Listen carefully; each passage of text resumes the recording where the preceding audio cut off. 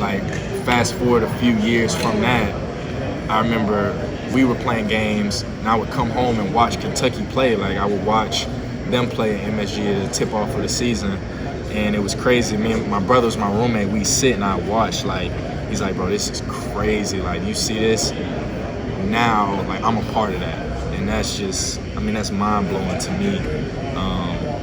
And I'm really looking forward to it. Yeah. How much fun has year 2 been so far for you? Just getting back to that normalcy. Yeah, it's been a lot of fun. Even from, like, besides being on the court, being able to go to the football games, seeing them have success this year. I mean, having a real college year has been a lot of fun. Definitely, like, not really comparable to where I was at Creighton. Like, we didn't have a football team. Our fan base was nuts, but this is times 20. Like, I mean, it's real. It's kind of like the way to go out. So it's been special. It's been a lot of fun. How has Sean Calipari been the second year? Has he been any different from that first year when he first came in, or has he kind of stayed the same? Yeah, he's still consistent with the way that he acts, like what he demands from us. He hasn't really changed much in terms of other than him having, like, swag, knowing that this is a really special group. But one thing I can say about Coach Cal is just his consistency. Even when times are low and times are high, he's still kind of even keel. He still kind of pushed us even last year when we completely sucked. Versus now, I mean, we don't have any results of any of the work we've been doing yet, but he's still the same guy. So it says a lot about him, and hopefully we can build off of that. You've got a lot about how special this team is. What exactly makes this team so special? Just the group of guys, the abilities that we have, and I mean, it's like there's 12 guys that can go. I mean, that's rare, and that in itself, speaks for itself.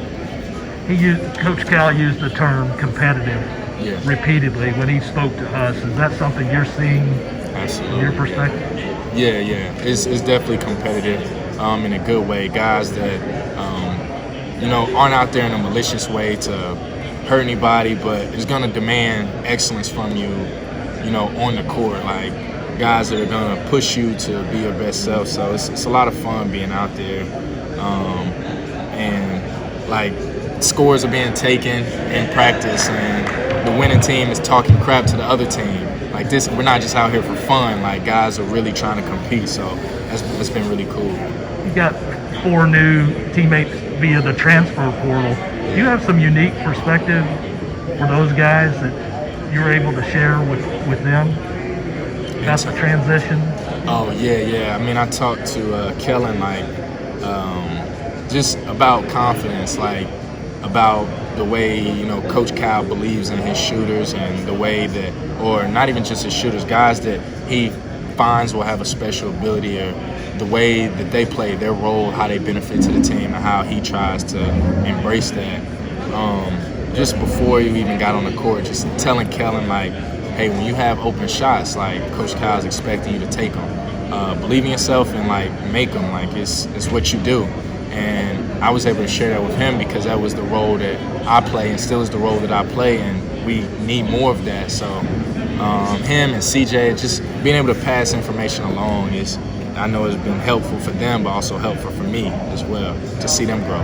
You had that experience last year where you're trying to be unselfish, and sometimes, Coach, that you're sitting down if you don't take these shots. Yeah, it's different. Like, you rarely have a coach, even from Little League, like, you rarely have a coach that tells you if you don't shoot the ball, you're coming out. Like, usually when you shoot too much, you're coming out. But, like, since I've been here, like, Coach Kyle's never told me I've taken a bad shot. I've never heard him tell guys that what they're expected to do is, that's what he expects for them to do. So, I mean, that passes to guys like CJ, guys like Kellen, I mean, guys like Tata. Like, when you're expected to do something, that's what he wants.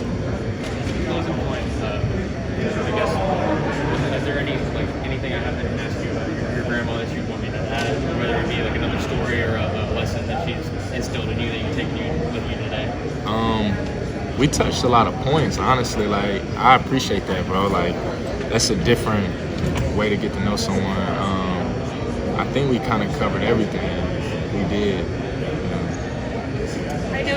decision to come back? You were kind of torn in between. Do you feel like you made the right decision? Yeah, absolutely. Yeah, I felt really comfortable with my decision a couple months ago. Like as soon as I got back, just to see the feel of the guys. In a program like this, like you understand if you are the right person, like you work hard, everything else will take care of itself. You know, be supportive of others. Like I'll always be taken care of. I'll be fine. So I feel very content with the decision I made, for sure. How have practices been different so far this year than last season? Yeah, it's like super competitive. Like guys like really competing every day just for their, you know, for their lifeline to be able to be on the court, but also just having fun. Like it's a different nature out there. Guys that are competing to have fun, competing to play, and then competing just to have, you know, bragging rights and demanding more of their friend, basically. So that's kind of where we're at. Like we're bumping heads every day. It looked like we hate each other on the floor, but as soon as we get off the court, it's love. So that's the kind of environment we want to be in, for sure. And why do you think it changed? In terms of like from this year to last year? This year. I want to keep floating on that bandwagon of the pandemic, honestly. Like, but there's some truth to that. Like, not being able to connect, be around each other. I think with us, like living with each other, being in each other's rooms, hanging out, having some sense of normalcy, like it's just natural. It happens that way, and that's kind of where we are. Yeah. What may have looked different about last year if Oscar had been part of the mix? I don't know. Oscar came in at a weird year, like half the season. I don't think that Oscar would have had the time to get comfortable and become beneficial to us, if that makes any sense, at that point last year. Oscar's made tremendous growth. Like, he doesn't even look like the same player, honestly.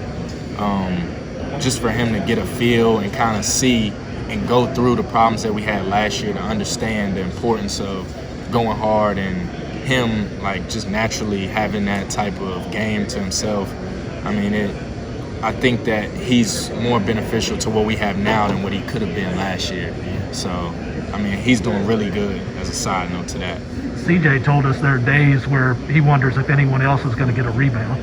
Yeah, like for real. Like, Oscar is like, he's a beast down there. Like, I hope it translates into the game. Like, I'm looking, like I'm turning my head anytime I hear a ball screen coming. I hope it's not Oscar. Like, so it's, that dude's a beast. It's a lot of fun to play with him, but you hate when you have to go against him, because you know he's going to bring a different element to the game.